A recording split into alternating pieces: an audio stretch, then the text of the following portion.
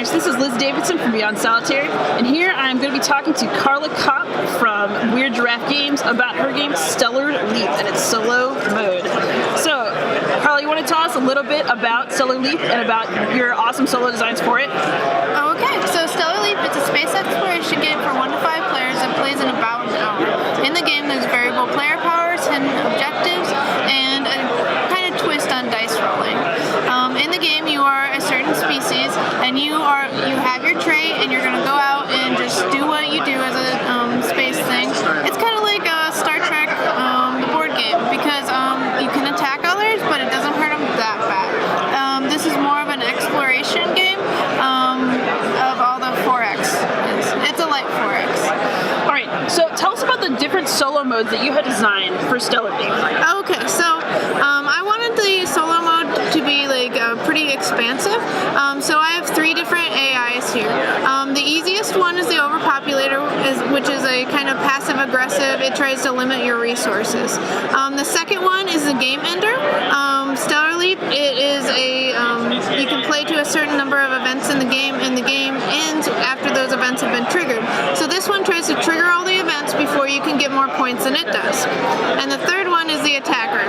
This one's pretty easy to understand. It's really aggressive, and it just wants to take you out.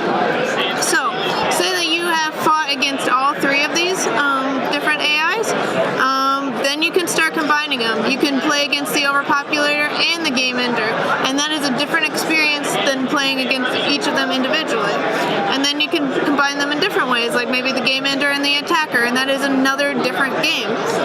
And say you've done every combination of 2, you can start working on your combination of 3. So maybe you want to work with the Overpopulator going first and the Attacker going last. Well, that is a different game than if the Attacker was going first. So you can beat these all in any of the orders, and then you've mastered the solo game. But it's not probably going to be super easy to defeat each one. So maybe it'll take like 3 or 4 turns to defeat them individually, and then to figure out how to defeat them together. I really wanted to create a really expansive solo game for this. If you just buy the game for the solo mode, you'll still be able to play the game repeatedly and get enough out of it. Like, games will be different, you'll be trying hard, and it's not exactly easy to win. When I was creating this, I didn't win on my first try or my second against any of these different AIs. So, I mean, me as a designer can't do it. Maybe you can, but you'll have to tell me if you do. All right, challenge accepted, Carla. So, tell us a little bit, though. You don't actually play a lot of solo games yourself. So what inspired you to put so much thought into your solo modes?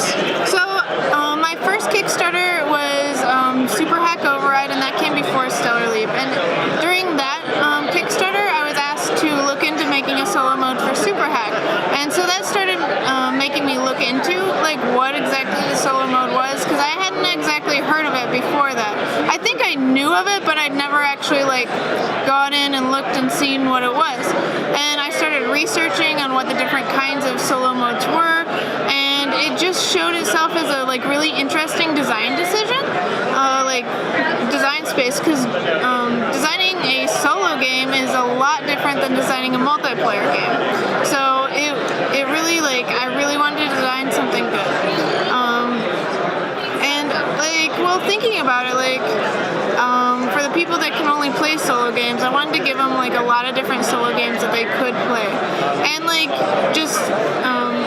based on how fun it was to do, I decided I wanted to try to do that for every one of my games and kind of be known for that. So if you are a solo gamer, you'll know that for every one of my games that I think can have a valid solo mode, it will. I won't put in a solo mode for games that just don't make sense to have a solo mode, or it wouldn't be enjoyable to have a solo mode, because I'm not that kind of publisher. One of my really big things with publishing is to make sure that the player count matters. I do like a wide player count, but I've played enough games at say 6 players that have been completely terrible that I never want to have that experience for somebody that buys my games.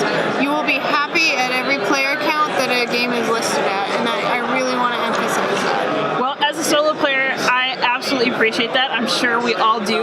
And one more question. So I normally associate you with Weird Giraffe Games, but you have since developed a new logo for Galactic Raptor Games. You want to tell us anything about that? Okay, so Galactic Raptor Games is my new company with Dan Letzgrig, who is from Letterman Games. We are joining forces and combining to make Galactic Raptor. Our first game will be Animal Kingdoms, which we haven't finalized the solo mode yet for, but I fully intend to do that once things like calm down with our changes on the multiplayer mode. And that should be coming to Kickstarter in October. That is awesome. We are excited and we will stay tuned. Thank you so much, Carla. Thank you for